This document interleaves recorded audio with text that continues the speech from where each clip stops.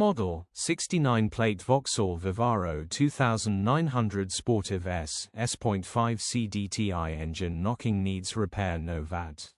Body, grey, panel van. Mileage, 152544.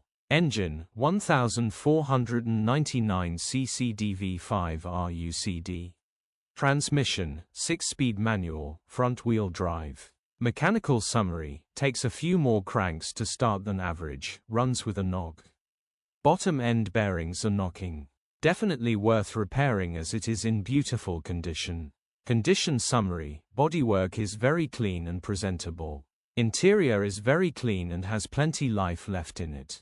Rear load area is very clean and tidy with loads of life left in it. Genuine honest work van which has been well looked after. Features, 1 former keeper, part service history, 2 keys, cruise control, electric windows, aircon.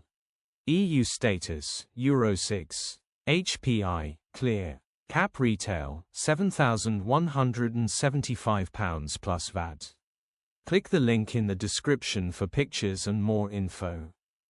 Alternatively, call or WhatsApp us on 07401119973.